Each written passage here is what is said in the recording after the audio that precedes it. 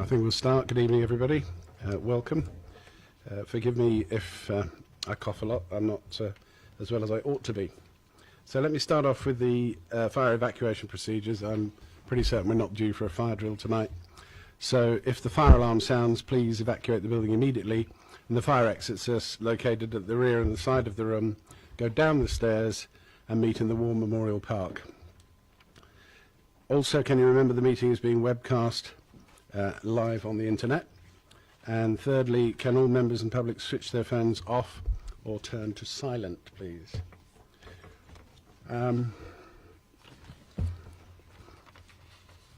Apologies for absence. I've got apologies from Councillor Keith Watts with Councillor Gavin James replacing him, and Councillor Joel Faulkner with Councillor Robinson replacing him. There are no other apologies, I don't think. Okay, declarations of interest. You've all got, or you should, around the table, should be just to refresh your mind and memory about what you might have to declare. I don't think you need to declare that you might be registered at a general practice. I think that's probably given. But if anybody else has got any other pecuniary or non-pecuniary interests, your own, your partner, your civil partner, your spouse, or a person living with you as husband or wife. No? Oh, yes. I forgot I had a partner. She works for the NHS, but in the mental health and in an admin role, so not obviously pecuniary interest. Thank you. Brilliant. I've not been told of any urgent matters, so move straight to item 4. Minutes of the meeting held on the 12th and the 19th of January. Can I just take these as read, please? Yes? Both sets? Good, thank you. I'll sign them later. Now we move to the meat of the meeting. As I said earlier, I was rather hoping one of them would come with a stethoscope to check my chest, but that's not to be. We asked a question about the provision of GP surgeries and healthcare centres, and some members of the committee spent some time considering it, getting involved with people like Anne Phillips. We've been involved with Richard Coppin in Buckskin. And that culminates in both of you coming tonight. And it's Judith Wright, the Interim Director of Integration and Transformation, and Simon Wilkinson, the Commissioning Manager, Primary Care.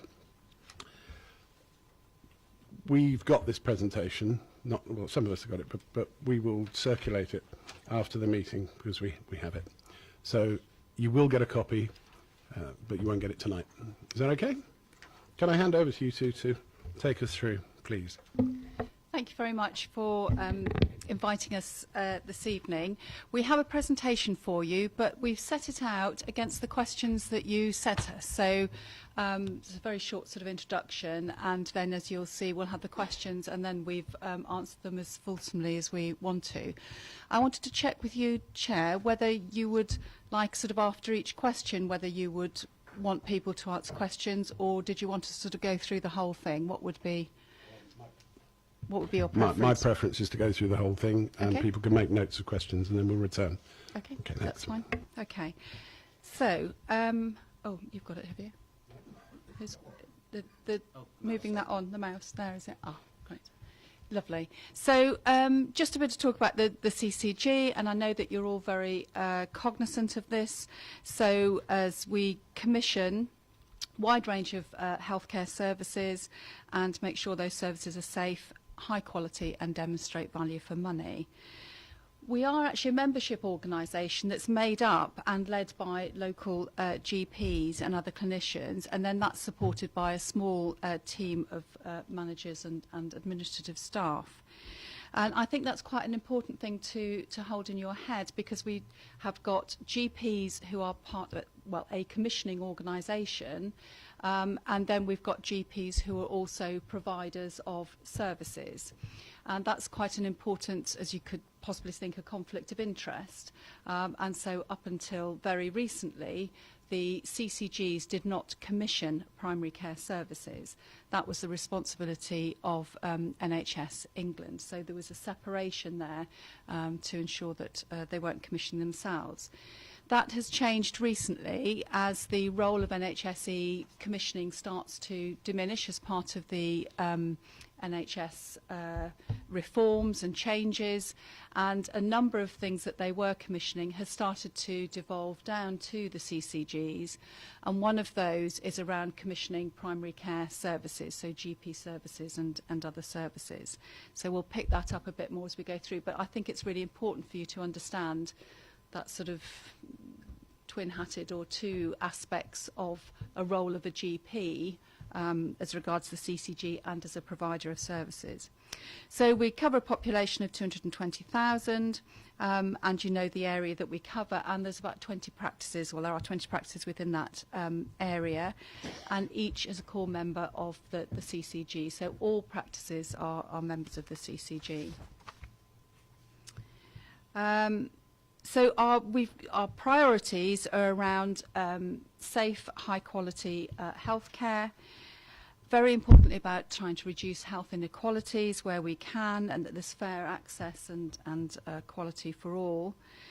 Improving health outcomes as well, and that's adding years to life, but it's very much about quality of life as well. So people are living longer and longer, and that's a good thing.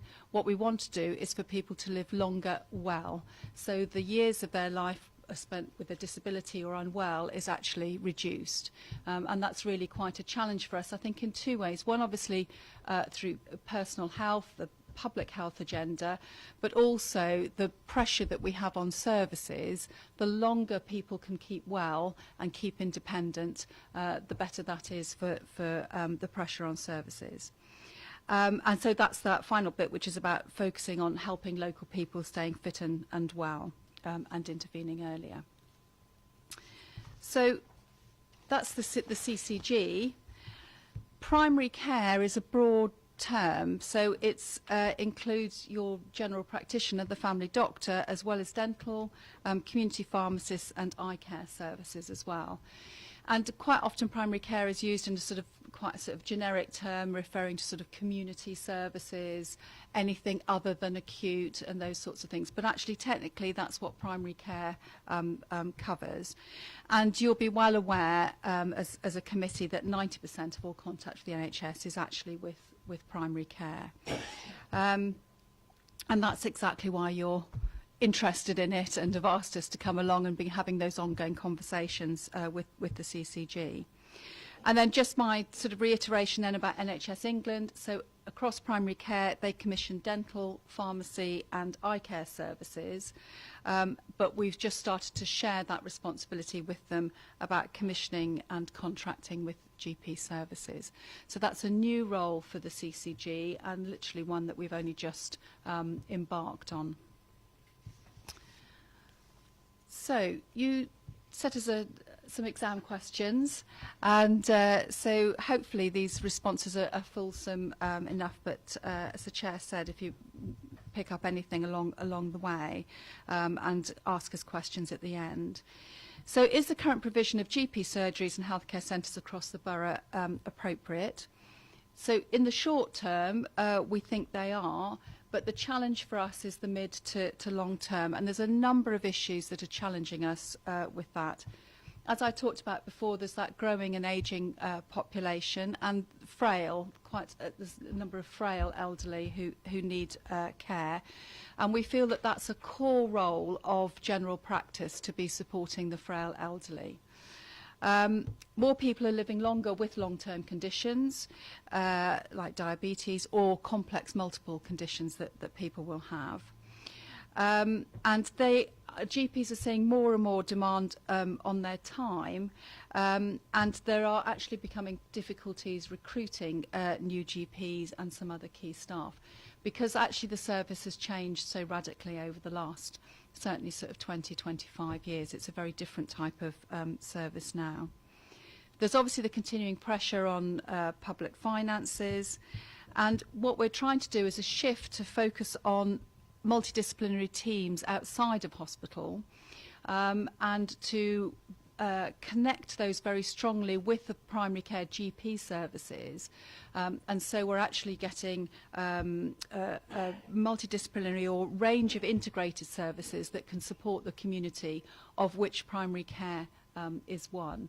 And we're developing those, and we're looking for those to be led by the GPs. So we're looking for that integrated care across primary care and community care services, including social care. And also then there's demand and expectation, I think, has changed as well. So people expect much more of a 24/7 type of culture. They expect to be able to see their GP when it suits them, when they're not working or at weekends and into the evening. So I think there's quite a challenge there for us with GP practice. And I think these aren't just local issues. These are national issues that are really impacting across provision of GP surgeries. So you picked up as well about the supply and demand for junior doctors leaving education, and is general practice appealing? And I think that there is strong clinical deanery support for the development of junior doctors and GP training, but some of the GP practices are actually reporting difficulties in recruiting new partners. And I think that this is part of the thing about how primary care is changing, and is changing the way that it's delivered, and it's changing the way it's operated. So I spoke before about changing expectations from the public of their primary care. I think we have changing expectations of people coming through to be delivering that sort of service. So we have a very high number of part-time GPs at the moment. We have, as you know, nationally, the out-of-hours service was taken out of the core GP contract, so people don't want to work out of hours. And they want to work in less risky types of organisations than necessarily practices that they've all bought into. Because I know that you understand at the moment that GP practices are like individual businesses, and they have a contract from central government, but they are independent businesses and practitioners. And so there is some interest in salaried GPs and different types of GPs. And I think that that's the challenge for us, is how do we start to make primary care and GP practice more interesting. And one of the things that we are looking at the moment is we're calling it a transformation programme, but it's actually how can we work with our general practice at the moment and our GPs at the moment to work with them, and particularly to work with what we might call the up-and-comers, so the younger GPs who are coming through, to work with them to develop actually what we think primary care should be looking like in North Hampshire over the next 10 or 15 years, and start to develop perhaps a model that works better for the public and better for GP practices. The other issue you're interested in about was how well the CCG communicated across the NHS, and I think this is a perennial issue that is quite challenging at the moment. There is just no question that the NHS is quite fragmented, and the challenge for us is to, and particularly I think for a CCG, is to engage and connect those different bits of the system as effectively as we can to support patients and the public in the best way that we can, and primary care is a core part of that. So one of the key things for us is to look actually of the whole pathway of care, and think really what are the different roles of the different bits of the system. So if we start right at the beginning of that primary prevention, obviously yourselves and other local authorities have got a key role there around the wellbeing agenda. We've then got individual support and care. We've got then sort of the role of primary care and enabling people to look after themselves and support themselves. And then we would go into other sorts of services. So what sorts of services have we got if people have some sort of need of some care at home, and how do we build those in? And then we might go into the acute care. So people might go into hospital, but they only go into hospital for a short amount of time, and then they come back out. Most of their care is in the community, and that's a lot of different services and different agencies that are involved in that. So we do a lot of work with other parts of the NHS and other organisations to try and find those solutions across those pathways. We've got some joint commissioning arrangements, both with NHS England and with the County Council, as you know. We've got multi-agency boards to look at particular things. So, for example, our integrated services that I was talking about, boards working on those and working together. And you'll have heard about the sustainability and transformation plans that have emerged from central government that are wanting to be reported in June. And the expectation of that is it will work across a very wide footprint, which is actually Hampshire and including the Isle of Wight, so the ship footprint of that. And that's looking at around how we get a plan for NHS and health services across that whole system. So not just one sort of CCG, it's everybody working together. We're looking to develop a primary care strategy, importantly, and that will again be reporting towards the end of July, we think, and that will be very collaborative. We'll be working with the whole NHS around what we think the primary care element of healthcare should look like. So there's a number of things that we do working with the wider NHS.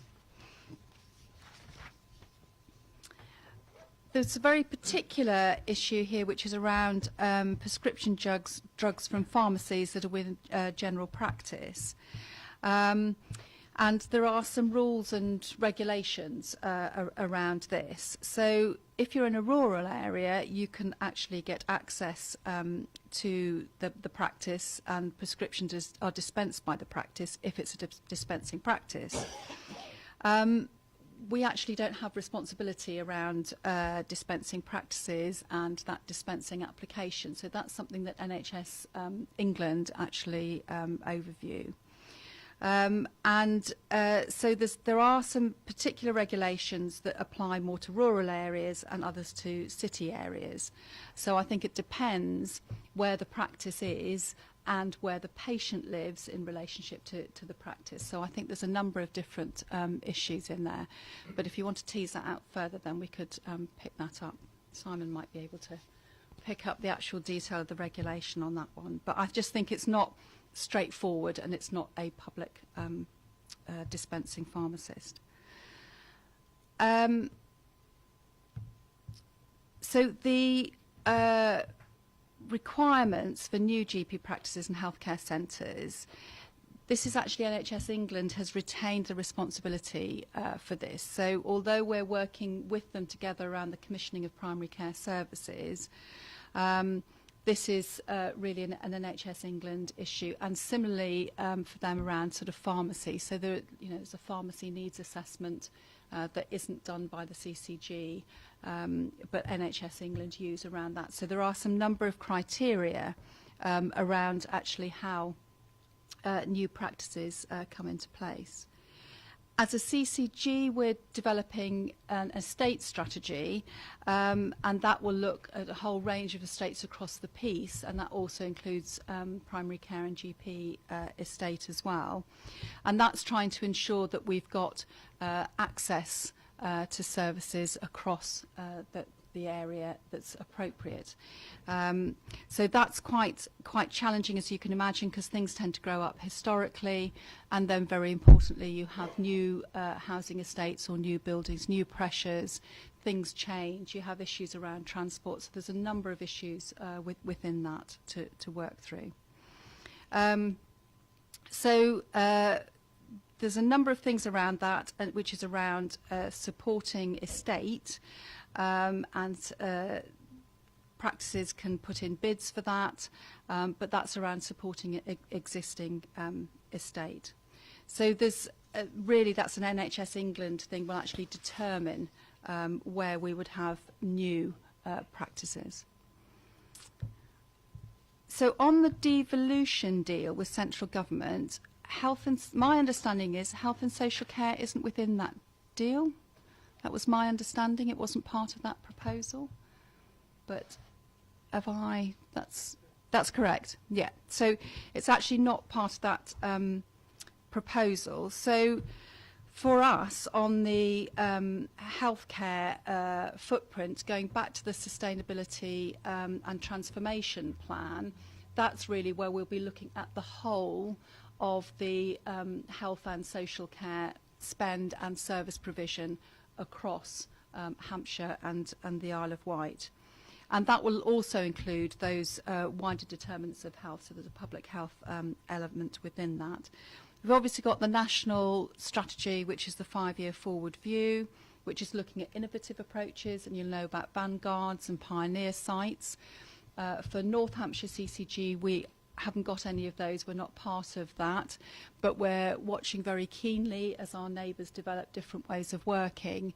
And we've got, with our integrated care teams, multidisciplinary teams, we're working in an integrated way, and our providers are also starting to work together in a much more collaborative way than they were working previously.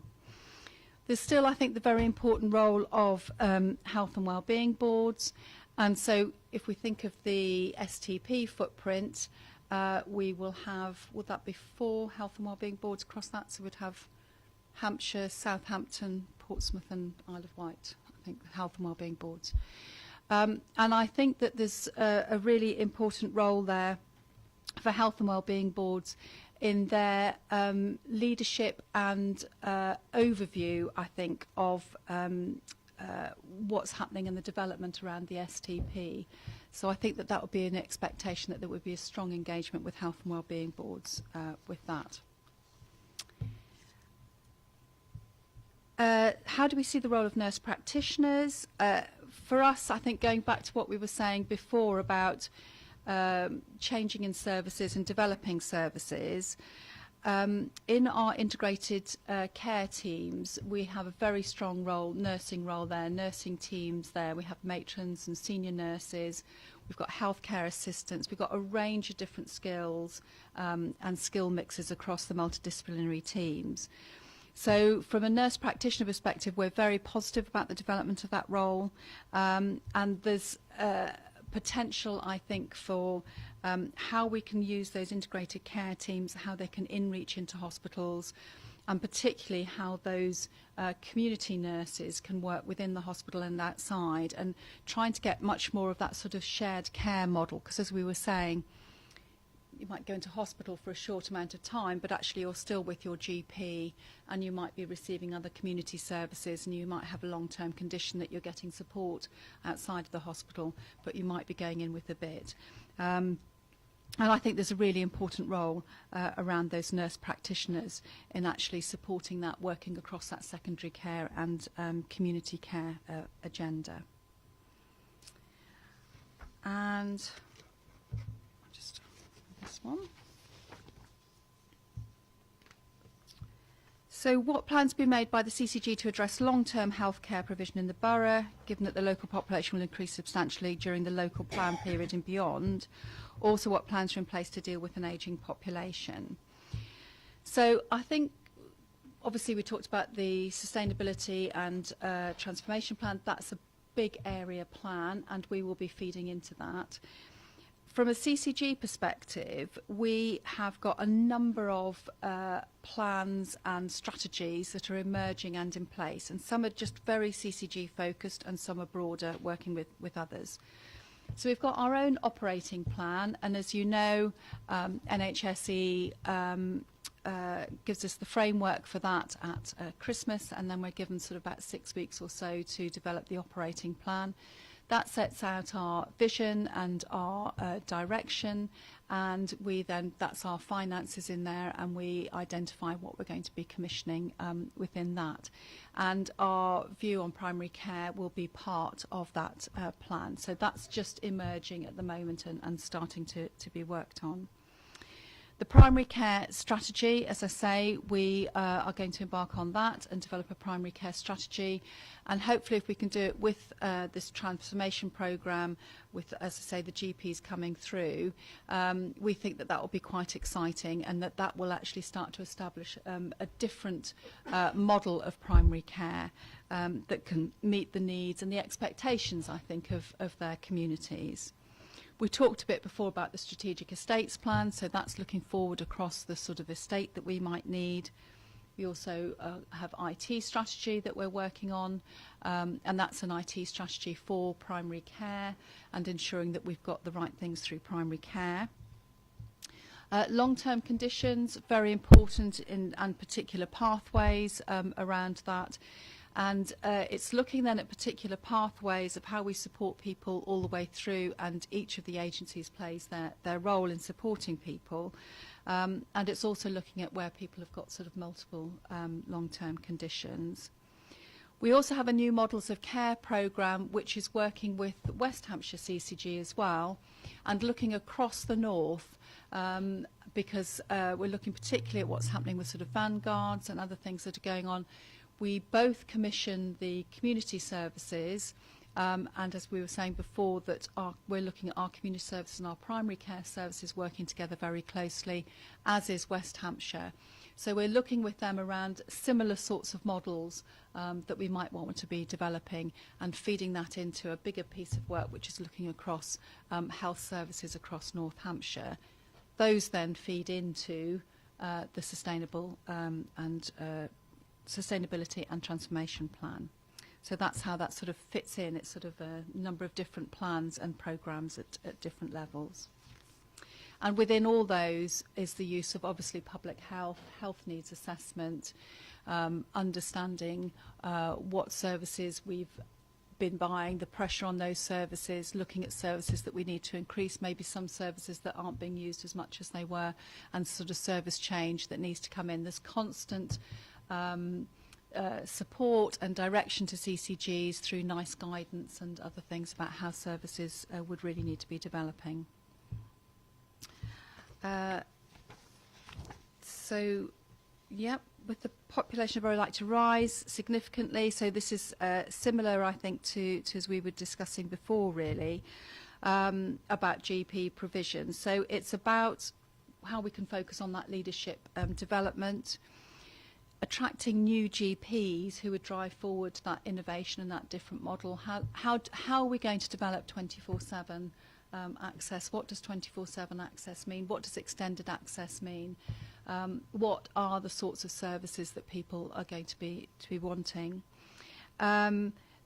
Importantly, that the actual GPs who are members of the CCG and who are driving that strategy and that development, so they're at the heart of that.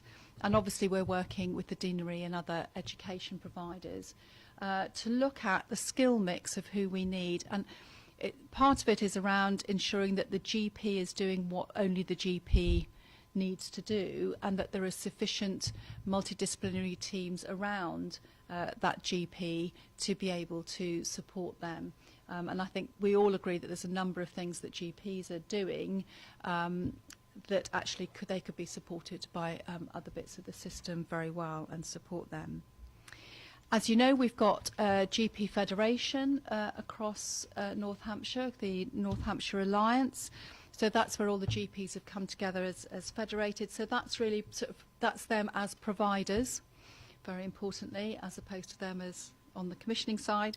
And that's where we can look at some sort of primary care at scale. So you might get groups of GPs providing services on behalf of all the different practices, so you can get some sort of levels of specialism and things there. And then I talked very briefly about that sort of integration and transformation, and it's those multidisciplinary teams across populations of around 50,000 that will really be the teams that will be supporting the GPs and the primary care. And actually that emphasis on self-care and early prevention is really important. So, thank you. Thank you very much. Judith, did you want to add anything, Simon, before I throw it open? You turn your microphone off. Thank you. The only things I'll just add, obviously Judith spoke around the joint commissioning that we have currently with NHS England. What we're hoping to do is progress into more of a delegated function where NHS England will delegate more functions to us as a CCG, so we have again greater control over some of the health services, including the budgets for our local population. And again, I'm sure there's sort of going to be questions around some of the dispensary side, but we've got the web link to the presentation, and I've got a again, some guidance that I can hand across to you Okay. with regards to that. It's quite a complex area, but we can sort of take questions. All right. Thank you. So can we go back to the third slide, which the first question was, is the current provision of GP services and healthcare centres across the borough appropriate? Questions? Councillor Keating? Councillor Miller? That's it. Hi, thank you. You answered that question really in two parts. You said short-term and long-term. The first question really is, what is short-term in terms of time? Is it the next 3 years or the next 25,000 years? Well, I suppose I would think it's probably the next 3 to 5 years. For me, the long term is looking at the transformation. Sorry, can we put your microphone Sorry. I think it's yours, Chairman. No. Sorry. I think it's probably sort of 3 to 5 years. We're looking to transform, and you can well imagine that's as people come through, we're going to be asking them to work in a different way and develop different ways of working. So it'll be an incremental shift. So I think that's probably the sort of time scale. Yeah, go on. I was interested in what you were saying about salaried GPs, because obviously they wouldn't be partners in the particular practices. Is that where the potential for expansion of doctors exists?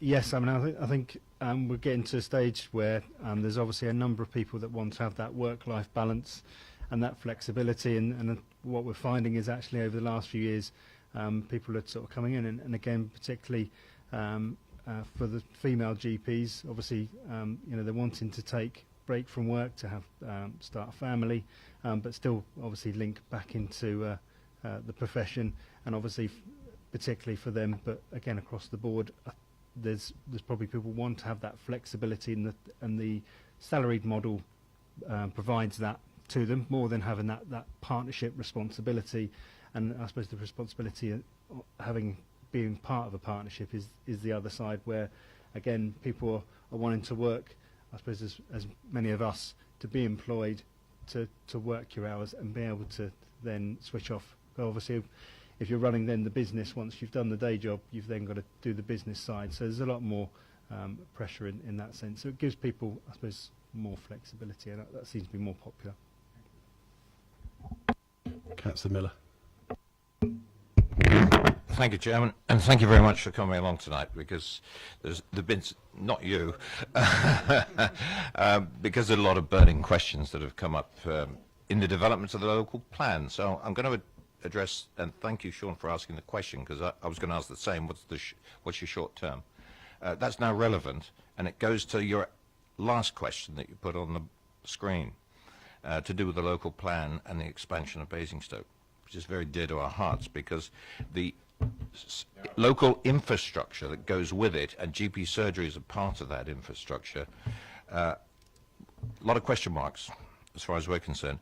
I'm a little concerned about the disjoint between the CCG and NHS, and it comes down to estates, because if you do the numbers around the place, and I'm quite sure my colleagues around the table will find similar situations in their own wards, the surgeries currently are maxed out.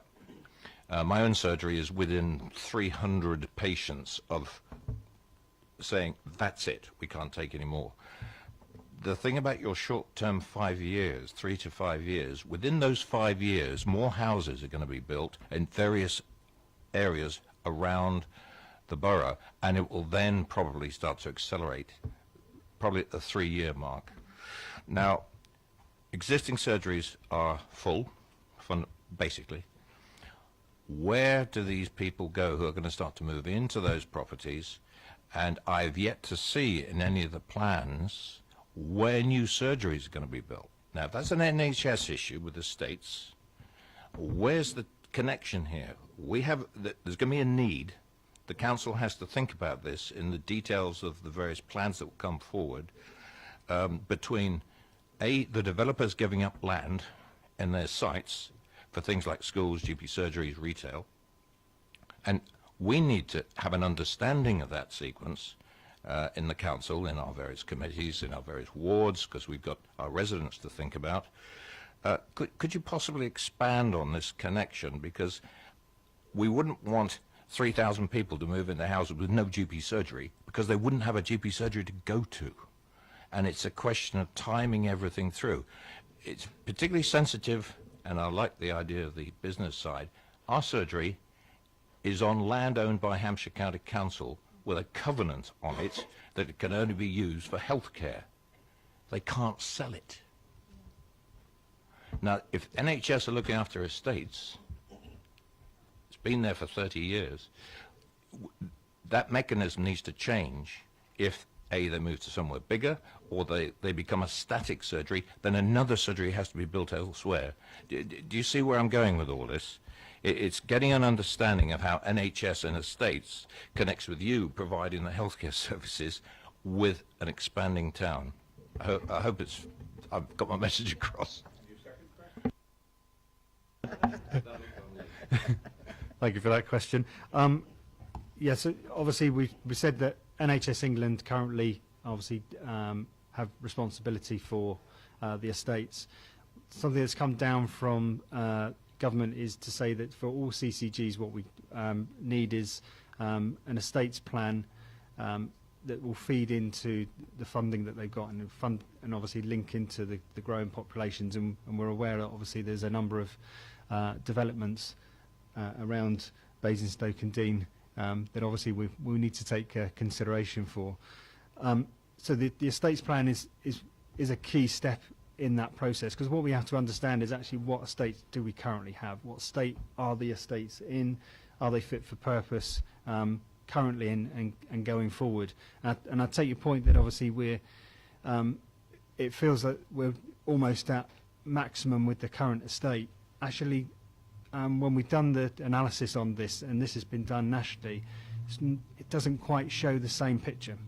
What we're not doing is properly sweating actually all the estate that we do currently have, and that's something we need to just get a handle on around. If you think around GP practices, for instance, most GP practices are only open certain hours, so again a lot of GPs only work part-time, and I think it's probably been an historical situation where GPs like to have their own consulting room, but if they're only working 2 or 3 days a week, actually that estate is not being fully utilised. So you could still have more resource going, more healthcare professionals work in that building and still actually cope with extra influx of patients. So that's something the strategy will look at around what's the housing provision currently and going forward, what's the current estate, what's the estate in, and actually that will draw out around what our needs will be going forward. So I think to cover sort of that point. Obviously, it's not just a case of employing more GPs, and actually, they're not just ready and waiting to come into practice anyway. So as Judith has mentioned, we need to look at the wider multidisciplinary teams, and how obviously what services are provided within each practice. It may not be you get every service replicated in 20 GP practices. Again, there might be specialist areas that covers a locality or the whole population. So again, that's sort of a moving feast as well. So yeah, I think the main thing really is getting developing the strategy, so we know actually what we've currently got and how to move forward sort of from there. I don't know if there's further you want to add. I was just going to add, I think there was a concern, wasn't there, about how closely we were working with NHSE on this and that connectivity. As part of the new role of us doing co-commissioning, it's a very clunky term, of primary care with NHSE, we have now literally, it's only met this month for the first time, but we've now set up a joint committee with NHSE. So all these sorts of plans and proposals and issues will now be discussed together, whereas previously it was just by NHSE, and then, as you quite rightly said, we did our sort of bit of a plan here. So I think going forward that conversation will be much more connected than it was before. But in the emerging estate strategy, as Simon says, we do recognise the new two things. We recognise the pressure with ageing populations and changing populations and needs, but also new populations who'll be coming in.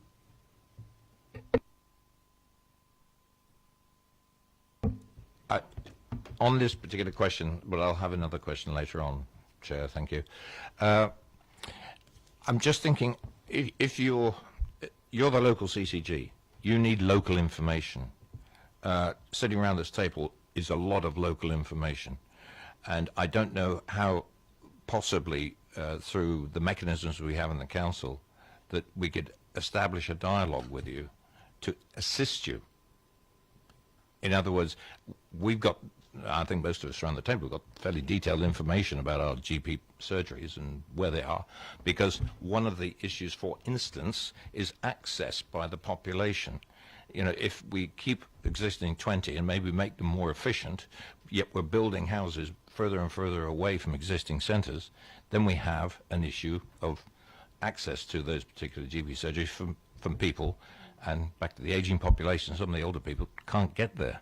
So it's a multitude of questions, but that's almost an offer to you that I'm quite sure some of us would be delighted to get involved, or the Council through our existing mechanisms, because we've got committees that sort of have a remit to address these things. So I'll leave it to my colleague over here, Councillor Osselton, possibly.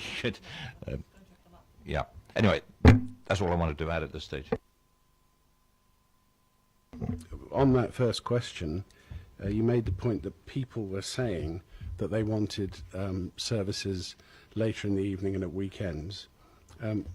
What's the justification for that? Have you surveyed everybody in Basingstoke and Dean and asked them?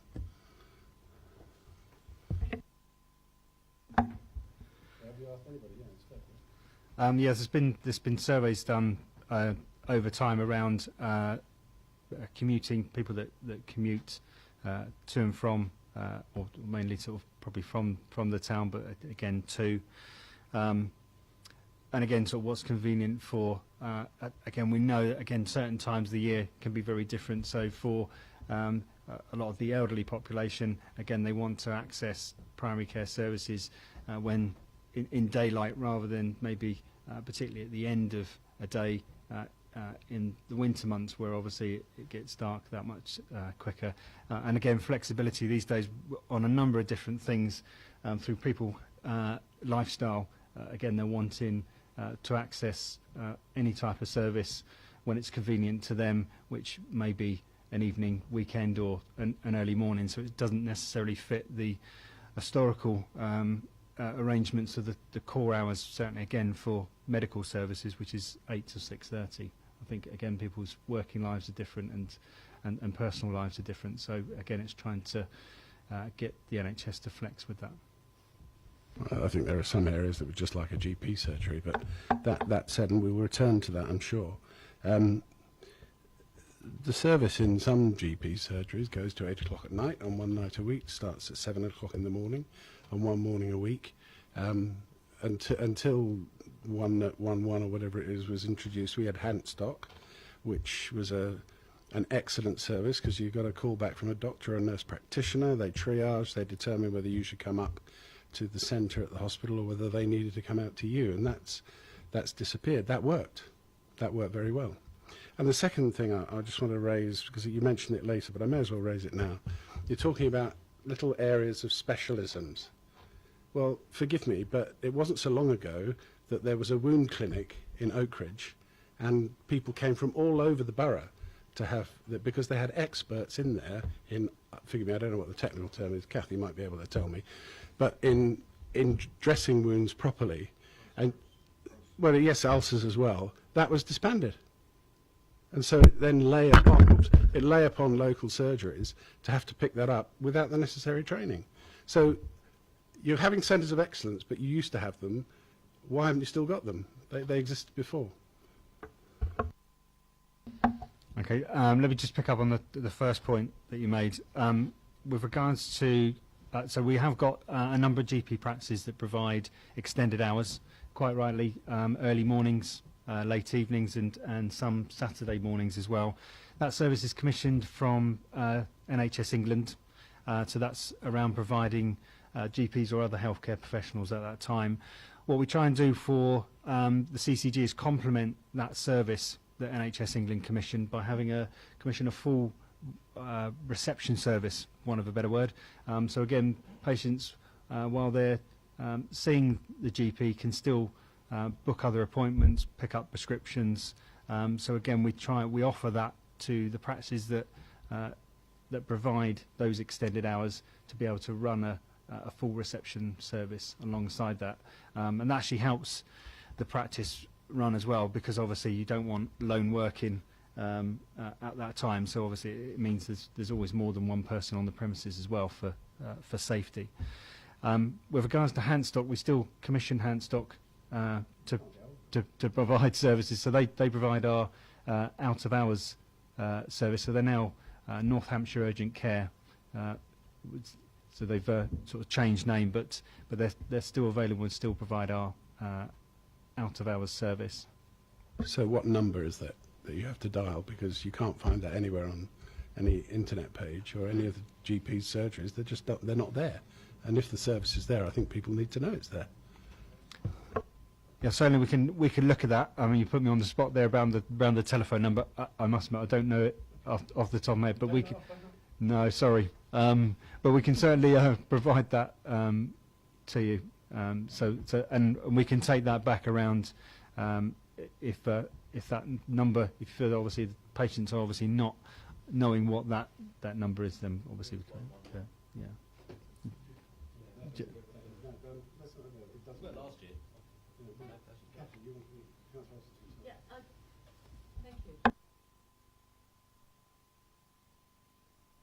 Right. Okay. I just wanted to say the first slide, having just been recently updated with your sustainability and transformation plan, the first slide that you have in that presentation would have been quite useful tonight, because it does explain how everything is going to fit. Well, it should fit. And how Philip, who's running it, is now in contact with our housing department, isn't he? Because he's going to work very closely with the housing, and from what you've actually said as well. The other thing that struck me on that slide, and I was talking to Marion, and we thought it might be useful to the councillors to see it at some stage, is that it goes round, is manpower. Because this would be my big worry. You're taking your services now out into the community. This was answering one of your questions, was saying about you couldn't have your ulcer clinics and things like that. Well, we got to the stage where we didn't have anyone to do it.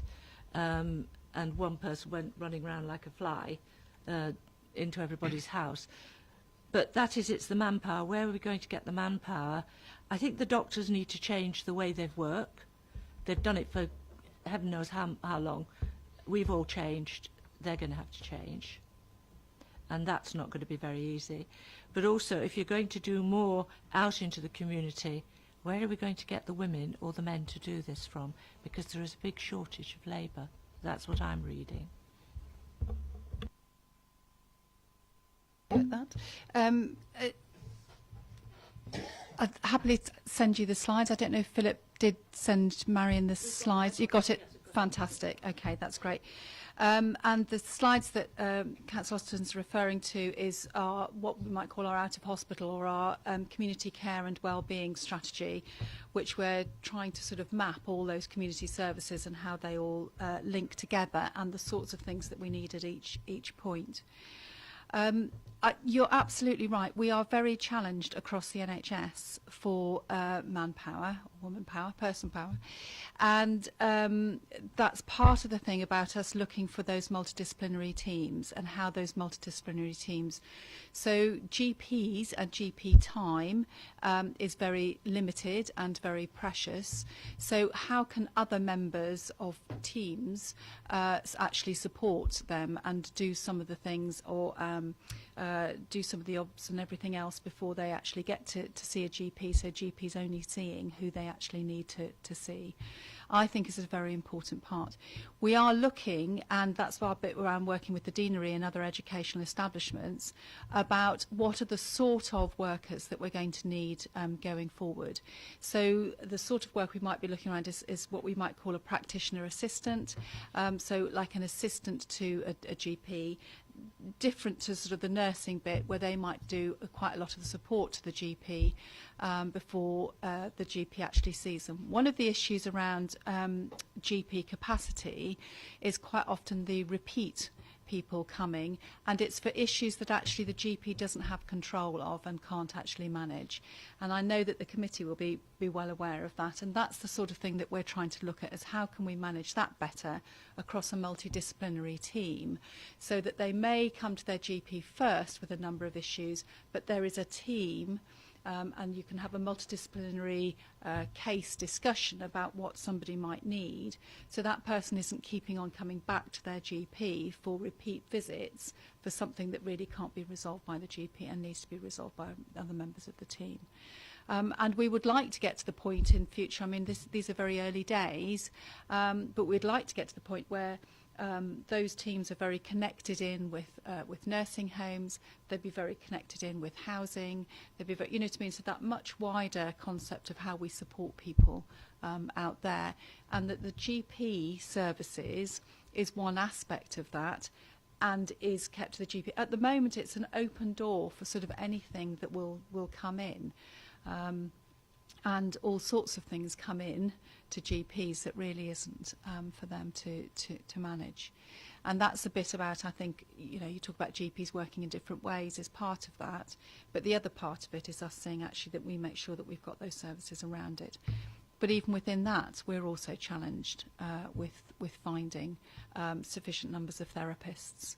And as you know, that's part of a national issue where there were decisions made some years ago to reduce the number of nurses that were trained, reduce the numbers of doctors that were trained. So those decisions were made, and so we're reaping the issues around that really. And you'll also know, you know, number of issues around. We obviously recruit a lot of our staff from abroad, and so there was, you know, remember there was that thing that came in saying that actually we wouldn't be able to recruit nurses, and that nurses that we got would, then that had to be reversed because the implications and the impact on the NHS would be huge.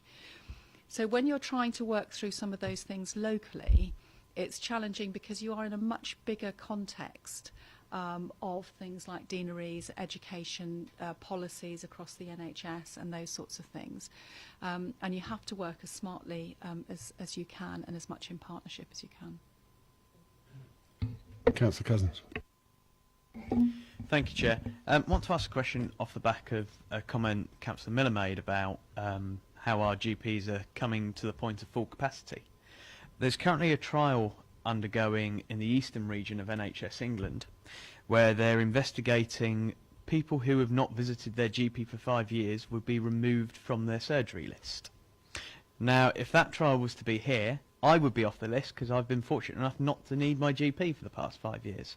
So my question's nice and simple. Is there any talk or inclination that this trial could work its way through to the south? If you're healthy, don't answer it. Well, yeah, I would be in the same boat as you. No, I mean, at the moment, through talks internally with the CCG or with our local NHS office, which is Wessex, that hasn't been spoken about. Would it be national policy in the future? I suppose we'll have to wait to see what the trial in the North East brings out. I mean, that would be irregular on the sort of the current sort of terms and conditions. So, Just on that, I mean, there's no comparison between the North East and Basingstoke and Dean. It's east. Oh, East, all right, okay. But even so, there's still no correlation. Councillor Robinson. Thank you, Chair. My ward is covered by 2 practices, one of which offers an excellent service where if you phone between 8 and 9 in the morning, you are guaranteed an appointment that day. The other one seems to be, I get a lot of complaints about, because it seems to be impossible to get an appointment within 5 or 6 days. What mechanism, what can you do to persuade the less inefficient one to move to a more efficient, more workable, more user-friendly mode of operating? Thank you very much. I think this sort of ties into the second part of the question that you raised as well. We're trying to sort of work with our GP practices around maybe working it in a different way, and there's a number of sort of different enablers, particularly around the IT agenda, that can assist practices. They often sort of look at particularly their appointment systems, but there's a number of schemes where obviously practices are now been able to provide patients to book appointments online and deal with prescriptions online. We're trying to sort of work around maybe doing, they obviously provide face-to-face and telephone consultations, but the sort of the e-consultation, the online consultation is not something that's regularly available. Now, it's not going to be something that everyone would want to use, but it's a different way of, not necessarily reducing demand, but managing the demand in a different way. So there's been trials around the country, and a number of GP practices have successfully implemented online consultations, and also dealing with the particularly the demand in patient sort of flow. So what you tend to get in a lot of practices is the telephone system will open at 8 o'clock, and everyone will know that. So 1 second past 8, everyone's on trying to get through to the telephone line at the same time. And it's just trying to work that demand in a different way. And there's a number of schemes that, like I say, have been trialled around the country and have been fairly successful. And what we're trying to do is learn from those and maybe try and implement those within our local patch to, again, it will, I say, not reduce demand, but it will mean that it can be dealt with in a better way, giving our clinicians a bit more of a headspace to deal with people that, again, we spoke about patients with long-term conditions. You know, your normal appointment is 10 minutes. If someone has multiple long-term conditions, then again, a 10-minute appointment isn't sufficient. They need longer, and they will need, obviously, as Judith's already mentioned, again, a wider multidisciplinary team around them. So obviously that will give them the headroom to sort of provide that. On the other side of that, obviously, we need to educate patients around making sure that they're seen not just at the right time, but in the right place as well. And obviously, we need to promote and educate patients around better self-management, and obviously being able to use other services. Pharmacists are a fantastic resource that we have in primary care, but a lot of patients will tend to either go to the GP or even A&E as a first attendance, and we need to re-educate people that that's not always appropriate. And there's lots of trials around putting pharmacists actually within GP practices to help with their prescribing and help actually with the demand within general practice as well, because as like I say, your pharmacist is very skilled and actually can deal with a lot of the patient queries that come up. So I think that helps answer the question. Councillor Frost, please. Thank you, Chair. I'd just like to wind it back a little bit in the presentation that Judith did, and also some of the questions that you answered, sir. You were talking about emerging strategies. I just want to go back and try and understand the timeframes with just the estates and the resources. I understand that strategies are under constant review, as they should be, but you said they're emerging. When will they be done?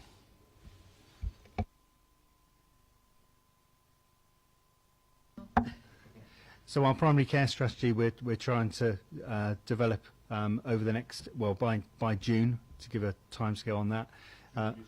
This year, yes.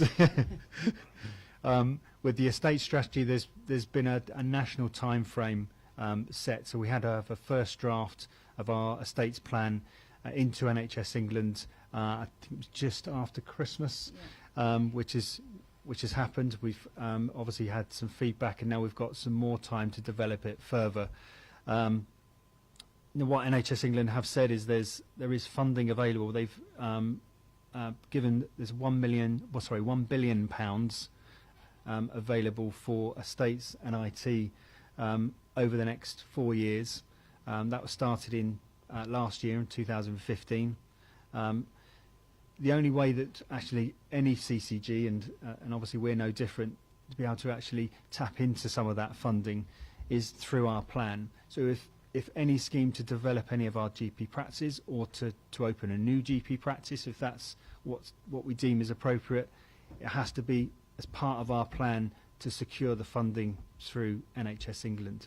So I must admit I can't remember what the next deadline is for the next submission of our plan, but I suspect it's over the next couple of months. It's going to be fairly soon.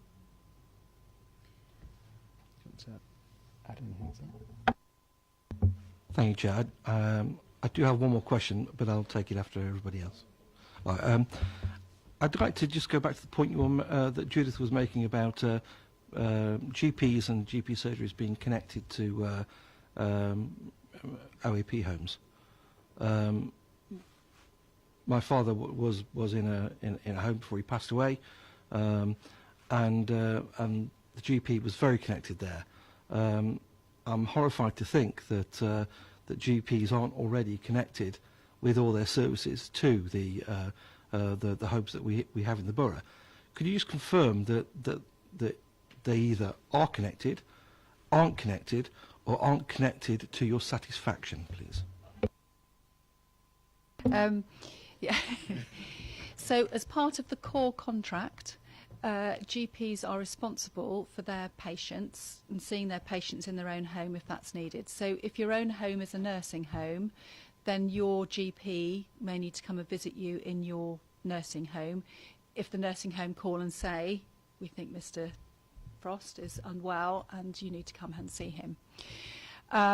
What there is on top of that then is an opportunity for GPs to go in and be much more proactive. So I've classified it a bit like a sort of a ward round, but it's actually going in and seeing people and seeing how they are and keeping a check on them, and linking into other services like medicines management services, so you get medicines management reviews, those sorts of things going on. So that's much more proactive as opposed to the reactive. So they are definitely connected in on the reactive way.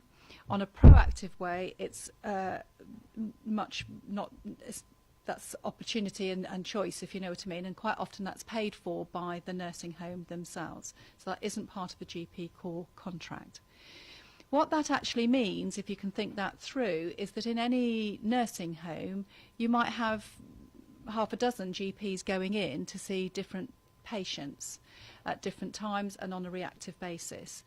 What we're wanting to do, as well as in enhancing of that, so you have your core responsibility to see your patient, what we're wanting to do is to look and see if we can actually develop much more of that proactive work, which we think will be significantly better for people within those nursing homes. So we can reassure you that GPs are connected in to nursing homes, but what we're wanting to do is to enhance that and make that more proactive rather than reactive.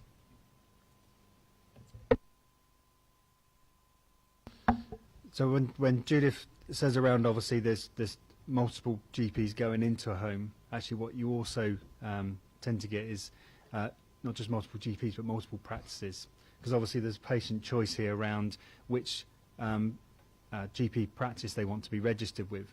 So it's not uncommon to have 6 or 7 different practices going into one nursing home.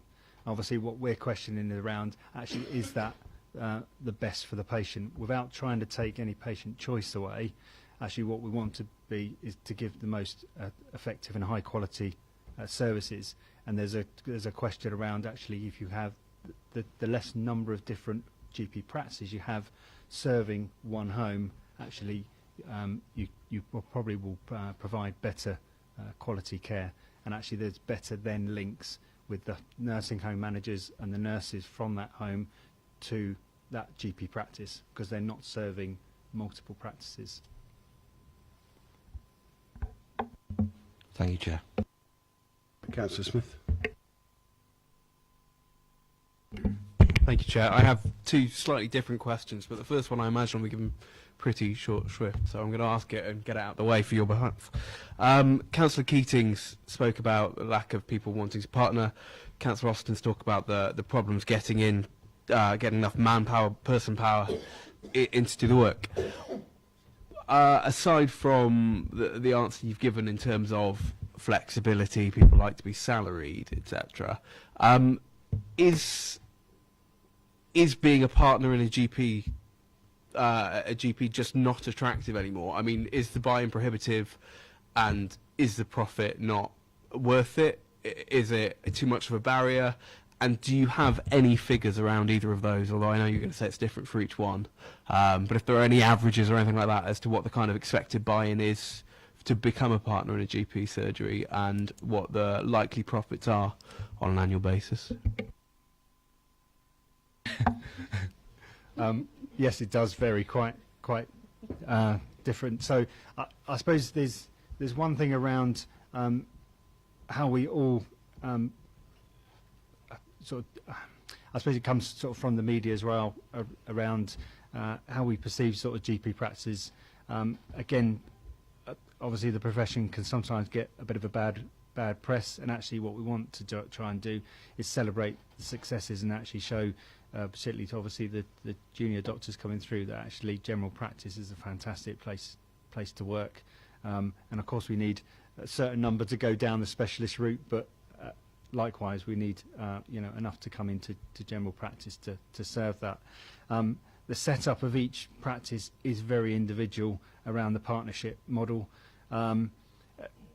Again, it's not uncommon that you will have maybe some GPs actually have a smaller partnership, even if they're running a large practice, because they'll run a number of salaried partners off the back of that. If they're very successful running their business, then actually that can be very lucrative for the partners. So in some cases, actually they don't want to add more people to the partnership, because that would take away from their own personal sort of profit margins. So there probably is there is a sort of an average salary for a GP out there, but again, the scales of what people physically take home could be partly around how how much extra work they want to sort of provide, and so it is very, very different from one to the next. Sorry, I can't sort of give you a size figures or anything around that. To be fair, it's the answer I was expecting, so not to worry. There's been no reference to it, so I'm going to ask clinical care units, Junction 7. Anything to say about that? Is that related to primary care? So I think it's part of the new models of care programme that I talked about before, where we're working in partnership, and the integrated care teams that we're working with, and that integrated care programme. So that will feed into that, and that's looking across the whole of care needs across the whole of North Hampshire.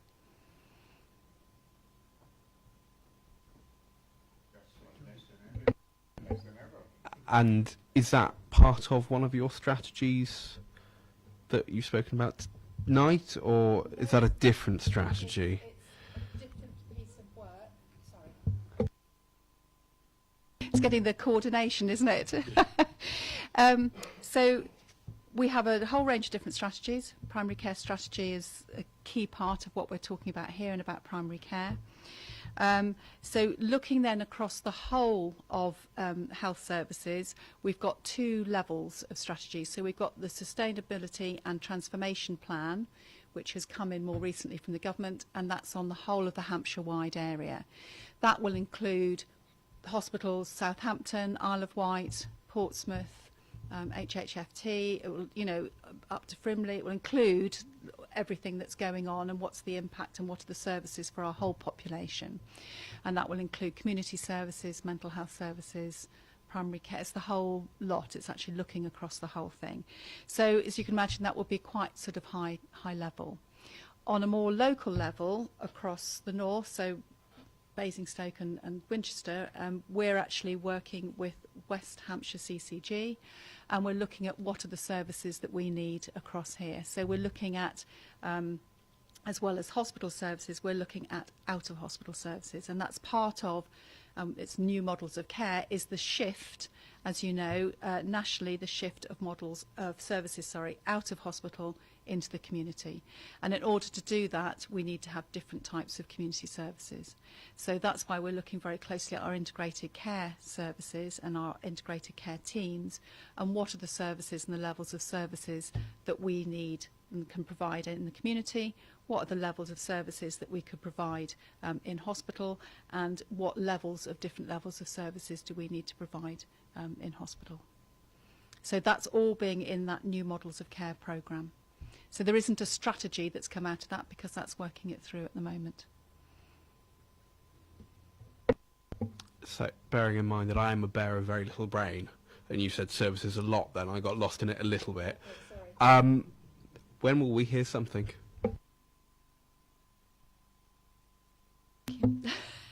That one is expected to run for 12 months, that piece of work. It's started already, so what are we now? We are March, so it'll be through probably to next January, February. Councillor Golding. Lovely, thank you, Chair. I am an occupational therapist myself, so I'm quite curious about this in multidisciplinary working, because it's also one of those terms that means very different things to different people.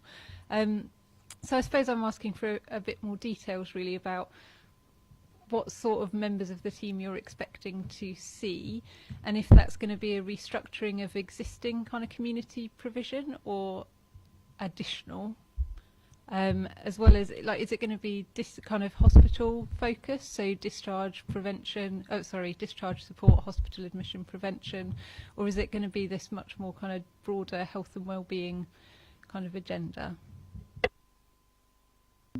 Okay, so the community services have already restructured, so they've already restructured around that sort of model.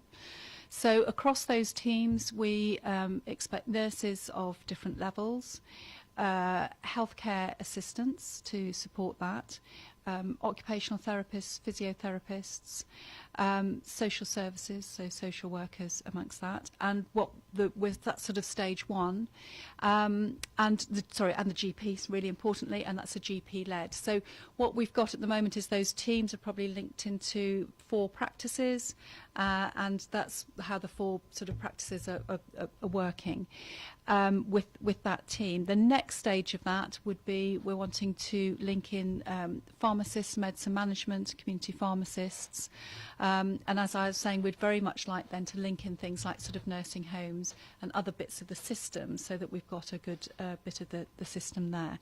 And then there are other services that we're wanting to bring into that, so that we're actually getting a holistic and very coherent, because you've actually challenged us about how well we're knitted together, coherent service around that sort of population of 50,000, which from the national work that's been done around vanguards and through the 5-year forward view is deemed to be, I mean, it's obviously not a cut-off, but it's that sort of size is a good size of population to develop those multidisciplinary teams around primary care. So it's around primary care rather than around hospitals. In reality, they will be supporting discharge, but as you know, we have a joint, what we call joint emergency team, which is a JET team, which is the first team that really supports that discharge. We have discharge teams in the hospital, and then we have a JET team that supports discharge.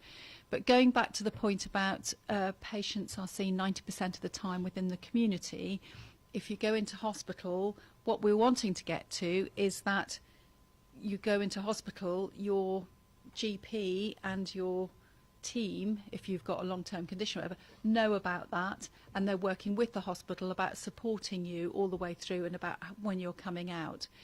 So, for example, if you have a care package now and you went into hospital, what we want to get to is where we've got very good information and good conversation, good flow. And so we would know that actually the expectation from the hospital, from that early assessment, would be that you might just be in there for 2 or 3 days. So the care package wouldn't be stopped. Or actually, you're probably going to be in there for a couple of weeks and your needs will change significantly when you come out. So then we'd be working about developing a different type of care package. So that's the way I think it's going to be developing. And obviously, occupational health and physiotherapy are critical in that reablement and keeping people well and getting them back to independence. Thank you. Am I allowed a sneaky second question as well? Thank you. It's just, it's sort of follow-up, but because thank you for your answer. That was a really good one. Are you, with your IT strategy, are you looking to link up with the hospital's IT systems at all? I've never worked in Basingstoke, so I don't know what theirs are like. I only worked at Frimley last time. Because it's that kind of, like, for really seamless transfer of information and knowing if teams are involved and all that kind of thing, that's where kind of people can fall through the cracks. And having a joined up IT system, on the surface at least, looks like one of the easier ways of overcoming that. Yes. And we're already starting to do that in quite an exciting way. So what we're doing is we're making information accessible to different bits of the system. So we're not doing some sort of big new IT thing where everybody's got the same IT. That isn't the issue. It's about how can people access. So it is about the hospital letting the community teams know if somebody's been admitted. Because going back to your colleague's point down here, if you haven't seen your GP and you're not in the care of a community team for some reason and you're admitted to hospital, why would your GP or anybody know about that? And it's the importance, really, I think, of making that connection. Councillor Miller. Thank you. You made reference to a differentiation, I think it was to do with rural practices and pharmacies, I'm not sure. This is rural and urban. I keep going back to the local plan and the development of communities. Well, there's a funny thing around in planning called a settlement policy boundary.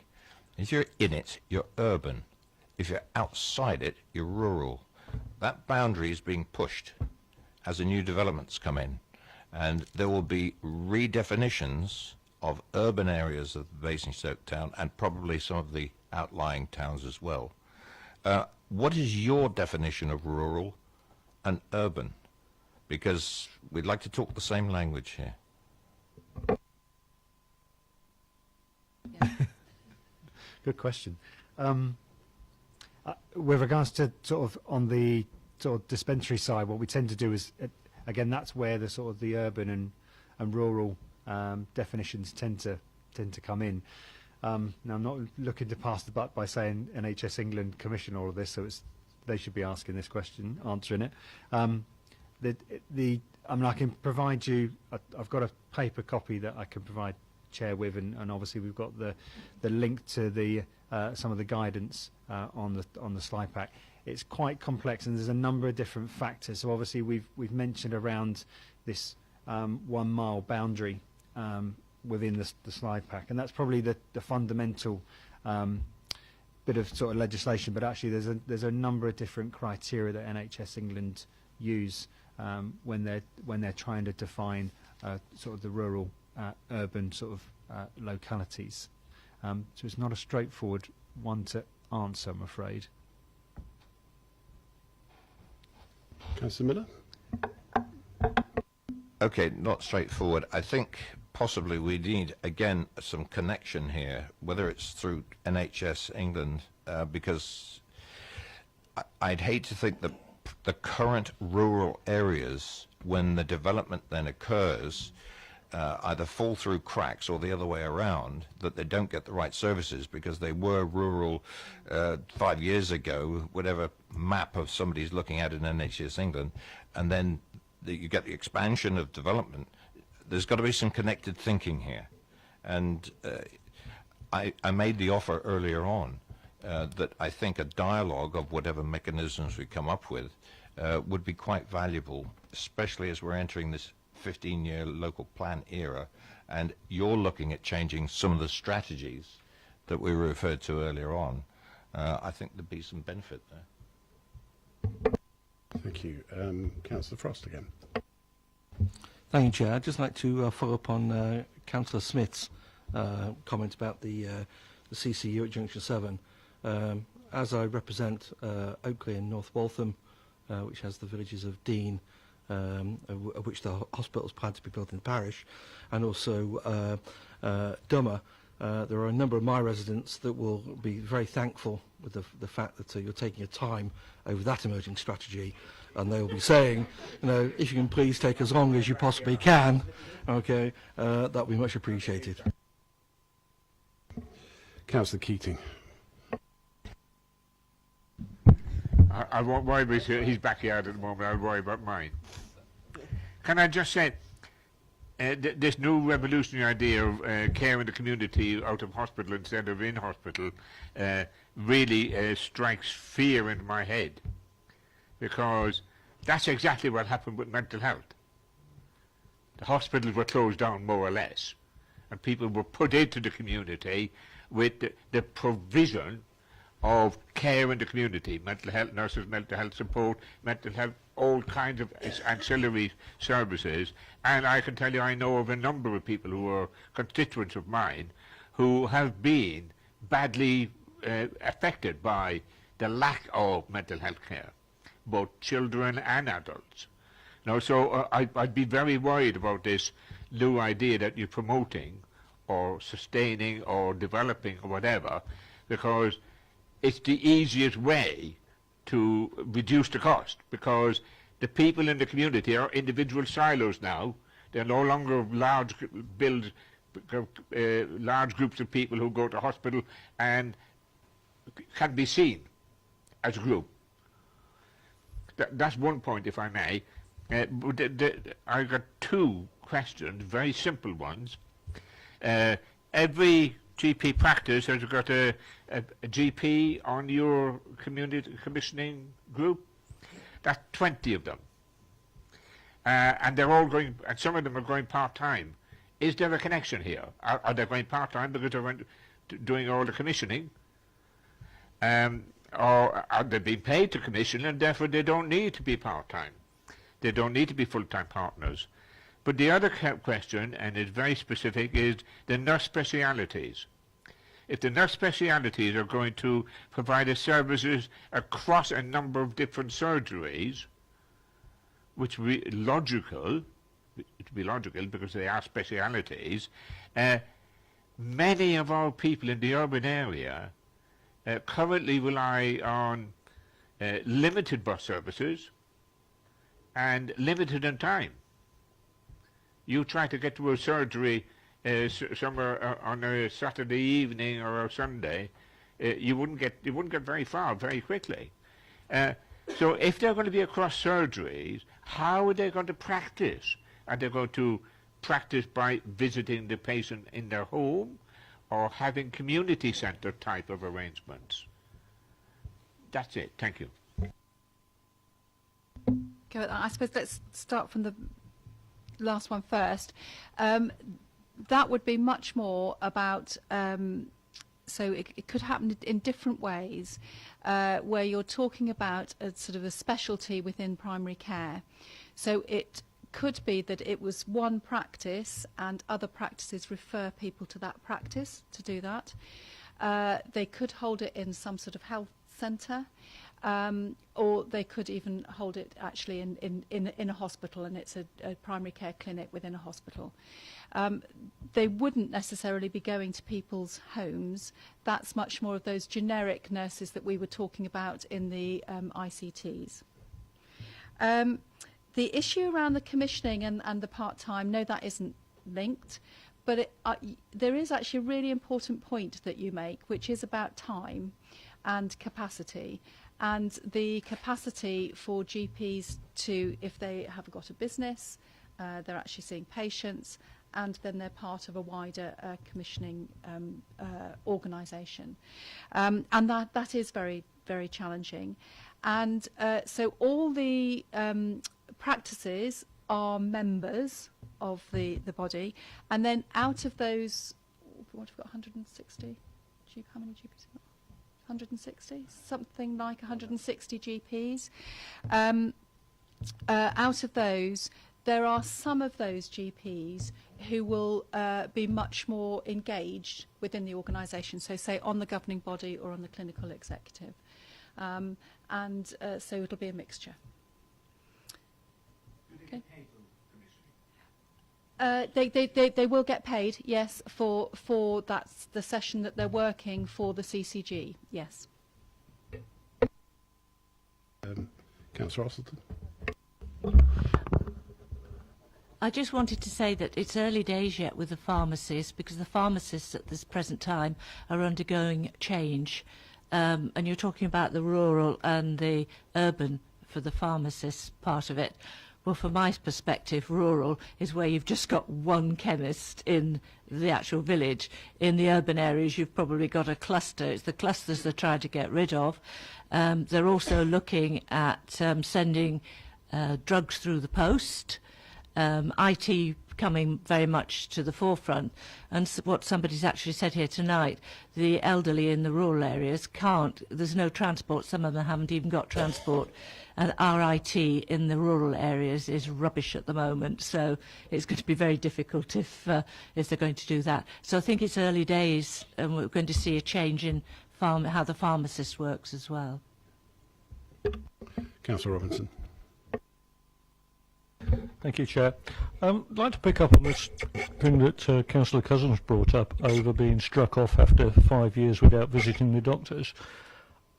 Really concerns me because certainly as I get older and other people get older, the worry of not having access to a GP will get greater and greater. So come 4 to 4.5 years, I'm worried about getting struck off. First thing I'm going to do is make up an excuse to go to the doctors, which is obviously going to be a wasted appointment. Alternatively, if I'm not switched on enough to remember that, I'm going to phone the doctor, find I've been struck off, and go, oh, what am I going to go do now? So I'm going to go straight down to A&E. It's just idiotic. It's only going to make the situation worse.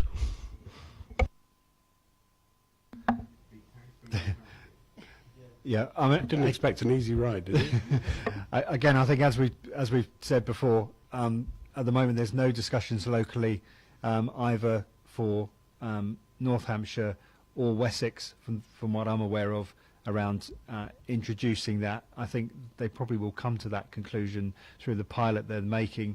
We know there's been a number of pilots which seem to have maybe seemed slightly strange to either us as patients or us working in the NHS.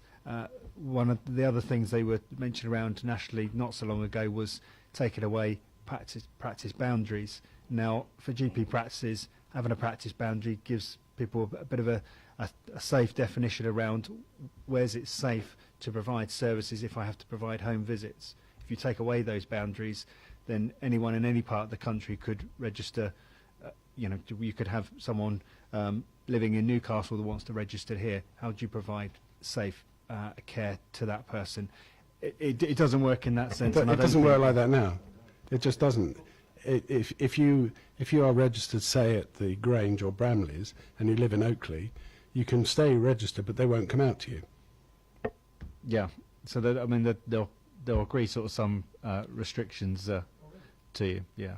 But there's certain things that again will be trialled nationally that may or may not work and come as national sort of policy.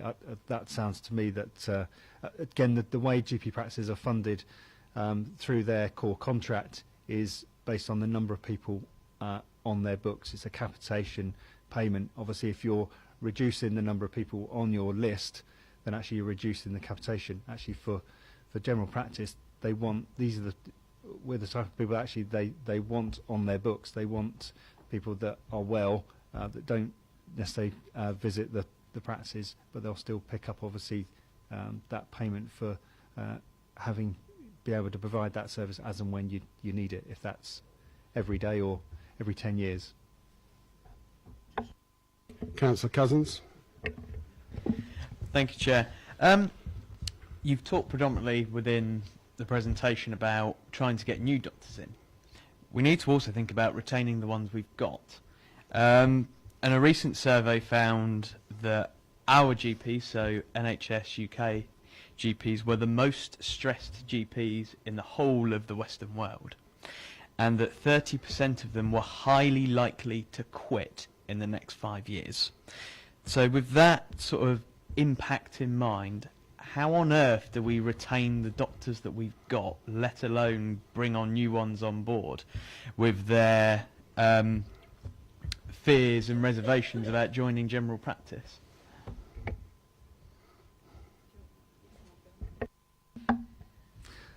Again, I think we need to obviously make sure that we're positively selling how good general practice is as a place to work, and obviously if you want to run a business through that particular model.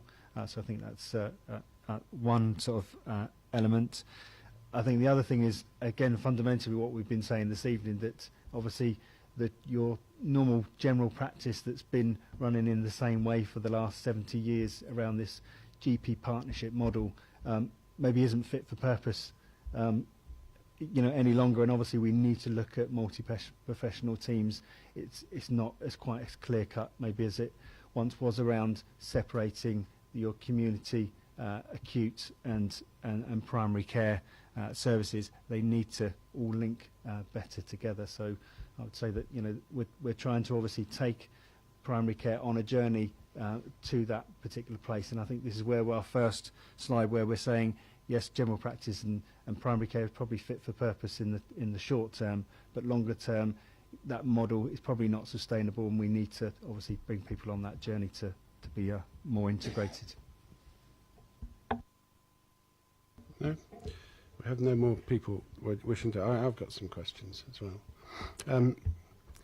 When we looked at the possibility of getting a GP in the Buckskin area, we got a very, very, I don't know quite what the right adjective is. It wasn't a very nice email anyway from your colleagues in NHS England saying, well, we've provided a pharmacy and it doesn't get used.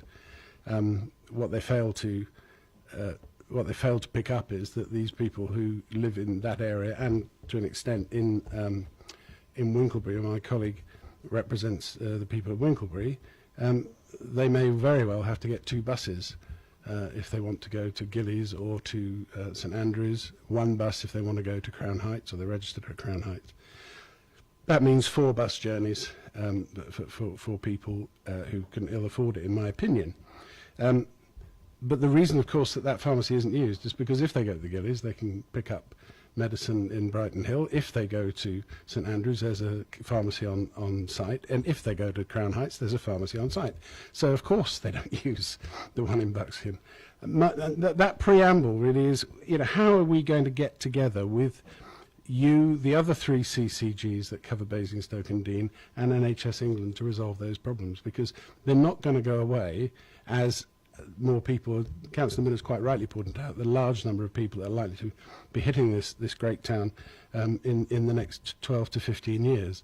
And we're concerned that we don't have, maybe I'm wrong, maybe one of the officers would correct me, but it seems to me, listening to what people have said tonight, that we haven't got that connect, certainly for members, to determine how their residents and the people they represent are going to be treated by the NHS in the broadest sense, not medical treating. The other question I had is, in terms of decision makers in the CCG, are any of them clinicians, or are they all non-clinicians? And I think that's an important issue, and that must be an issue for GPs as well. So we need to engage with NHS England. I think we need to look at the transport issue. It would be great to have a CCG NHS England strategy for the Basingstoke and Deane area. And I think that, I could be wrong, but I think what we're saying here at the Scrutiny Committee is we'd like a bigger role in some of the decisions that you might be making in the future. Are we happy with me saying that? Okay, I've got about 5 recommendations that are all covered in that that we can talk about later. So would you like to respond, both of you, to that? Thank you. Start off with that. So I think CCG and clinicians, this is a clinical-led organisation. So this is a GP organisation, and that has the support of a small team of managers and administrators. So we have a clinical chair, and we have on the governing body, we have GPs. We also have lay members, so we have non-executive members as well, and obviously there are some members of that executive managerial team who are supporting the system. Very importantly, we have a clinical executive that advises and sets the sort of clinical policy and direction of the CCG. So that was the aim and desire of the setting up of CCGs, and I'd like to really assure you that it's a very clinical-led organisation. I think on the connectivity, I think you've got a good point, and I think what we're doing is we've got touch points as opposed to a systematic way of engaging in that conversation. So we would come to certain things here. Marion would connect with us. There would be, so I think that that's what we've got, and certainly that's what I'll take away from this evening, is that actually that we need a much more systematic way, and I think we need to think, how can we link these sorts of conversations and your issues into the new joint committee that we've got with NHSE, so you can actually have a conversation with NHSE and ourselves, and I think there might be a way that we can do that, so we'll talk to NHSE about how we can do that. But aside from that, I think we need a better systematic connection between, and would it be, if we discuss that with Marion, would that be the best way to try and think how we, Marion Short, working with supporting you? Okay, and so I think that's the best way of doing that. Did that cover your questions? That was. Yeah, I mean, the issue of. It's not a quick answer, but I think there are ways that you could provide everything in an area except a GP, in the knowledge that I can't say precisely because I don't know, but there's a lot of healthcare and well-being issues that people go to surgeries for, including wounds and such like, which the doctor's not needed for. Nurse practitioners can re-prescribe. And so if we can't have GPs, then we need NHS England and the CCG to look seriously about providing proper well-being type, health and well-being centres in both Winklebury and Buckskin. The two areas that I know need that service.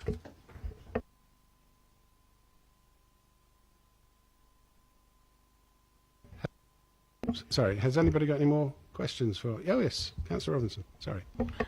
Thank you, Chair. It's almost the opposite of the last question I asked. You say that doctors are funded on a capitation fee. What mechanism is there to make sure that patients aren't registered at multiple practices? People move around Britain quite a lot, and indeed around Europe. And I think would suggest that a lot of people don't deregister from a doctor when they move. So I can foresee the situation where you've got people, particularly people who are contracting, are registered at 4 or 5 practices around the country. Certainly when my daughter was at university, she was registered at 2 practices, one here and one in Cardiff. That seems like 2 doctors getting paid, and she's only ill in one place at any given time. So, one mechanism is to make sure that doctors do strike patients off when they have moved out of the area, so we're not paying double fees. So, so obviously, what tends to happen is you can only register with one practice at any one time, and be physically registered. Though that doesn't stop you if you're on holiday or you're at university somewhere else, and if you need healthcare, to walk into any practice within England and get immediately a necessary treatment. So there's a slight difference, and there's a different tariff in price around capitation that a practice will get for your permanent registration to emergency and necessary treatment, which would tend to be, in most cases, obviously just a one-off appointment. If you're moving home or whatever, then what it does is you will automatically be deregistered with your existing practice when you register with a new practice. And NHS England have an agency that deal with the transfer of your patient notes from one surgery to another, wherever that might be in the country. So that happens sort of automatically behind the scenes, if you like. If you happen to be resident abroad, we know we've got obviously lots of people that maybe live now in France or Spain for certain times of the year. Again, the NHS show that sort of identify people as being ordinary resident if you're living within the country within a 6-month period. So if you're in the country for less than 6 months, then you're not deemed as ordinary resident, and you wouldn't be registered, and practice should be deregistering those patients. And we often get the questions around, but if I've paid national insurance all my life and I've got a British passport, does that entitle me to NHS treatment? No, it doesn't. If you're not an ordinary resident, then no, it doesn't. Councillor Smith? Can I just pick up quickly on that last point and ask, how do you know whether they're here for 6 months or more or less? That's a challenge that each GP practice has to face on a daily basis around the information that patients provide. Obviously, what a lot of people do is still have a registered home here or a registered address here as well as abroad. So, again, trying to identify how long someone's actually physically living in the country, if it's longer than 6 months a year, is a challenge to them. So that is potentially a loophole. But that said, if you're on holiday and you wish to take avail of French or Spanish or Italian medical care, you can, and you get a full refund. Well, yes, you do, because I've had it 3 times. So yes, you do. I've even got a number in France. Yes, it does work in France. I got all my money back, the consultation fee, the cost of prescriptions, but that was temporary. What does concern me, though, is something that you said now, that my son's at Manchester University, and part of their induction process is to positively get them to register up there. Clearly, they want the capitation fee, and they come home in the holiday, and we have to then either do a holiday form or re-register them down here and then re-register them back when he goes to university. So that to me seems a little odd. It's a personal thing, but I do think that the university do it quite deliberately so they can get the fees in and provide the service. Yeah, I suppose that's where the patient choice agenda comes in. Well, you keep talking about the deanery. I wasn't aware that the church had anything to do with this. Do you mean the deanery at Southampton? The medical deanery. Yeah, sorry. Oh, apologies. It's the medical school is called a deanery. But already, again, there are services that are run out of Southampton for the whole of Hampshire, aren't there? Okay. Any more questions? I'll shut up now. No? Yes? I've come to a lot of these meetings, and some of them can be quite boring, but this one hasn't been, and I want to thank you for that. Thank you, Sean. When I read out a few things, I think the recommendations that we might agree on, that we'd write to you about, would be a great involvement in the decision-making process, however that pans out. Be aware of a serious continuing need for GPs and the service in certain areas that aren't covered. How and when do we need to engage with NHS England? I think the transport issue is something that we'd like your view on as well. And I think the other thing I mentioned was a CCG strategy for the borough, which means you being in concert with the other 3 that cover Basingstoke and Dean. So we would sort of give that to you and perhaps see you again in 6 months. It's something I think that we would want to keep on this committee's agenda. And that's what we've been doing this year, is looking at things outside of what's in our direct control, because we have other committees internally that look at the stuff that we can directly influence. But this is something about, you know, I get a lot of queries, you get queries, don't you, about what are we going to do about GP services. So thank you so much. If there's no more questions, it's 8:15, and we are grateful. We do have these meetings in the evening because people tend to be able to get here more easily. Thank you for your time. Thank you for the information. It's lovely to meet you, and I'm sure we'll see you again, unless, of course, you've been rationalised into something else in the next 6 months. So perhaps we'll have a natural break? No? Okay, thank you very much. Yes, certainly. I'll just say thank you very much for the opportunity to come. It's an absolute pleasure to, for us to come and speak with you this evening, and thank you, Councillor Miller and Chair and others, obviously, around offering to give your expertise in obviously some of the challenges that we've got sort of facing us going forward. So we welcome that. Thank you very much for your time. We won't be letting go. There you are. Okay, members. Item 6.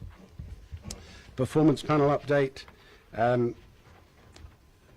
Councillor Keating, do you want to talk us through that? And just to say that just to remind this committee that we did agree that after some debate that the performance panel would meet in the evening, not during the day. So it's a little bit of an aberration at the next meeting, but it will be back in the evenings afterwards. Councillor Keating. Thank you, Chair. This is the first occasion that, having chaired this performance panel, I haven't come to the scrutiny committee with any major concerns. So, in the interest of brevity and for a real change, I won't say any more. I find that much more disconcerting. I think some colleagues are quite worried about that, Sean. I'm sure there's nothing in it. Yeah. Does anybody else want to raise any issues, particularly on the traffic lights? Thank you. Yes, Councillor Cousins. I think traffic lights was a quite poignant use of words there, Chair. Junction 6 improvement work. I just wanted to confirm that the performance panel would also look, now that the project has been completed, that the fact that the lights have gone down twice in a very short succession of time, and that should be picked up and looked into. Anybody else want to comment on any of the red lights? I think we've done to death on recycling. That needs to be addressed, and we've agreed a way forward on that. And homelessness is something that I know is being dealt with in at least one other committee, but also directly with Homeless Link and the Homeless Committee. So we're okay with that? Thank you very much. I think we're nothing to note on the work programme, according to my colleague on my left. That you're right.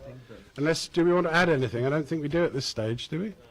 But if anybody's got any ideas, fill out the form and get it in. It doesn't really matter. So, exclusion of the press and the public, yes, go. Confidential items, none. Thank you. Meeting closed.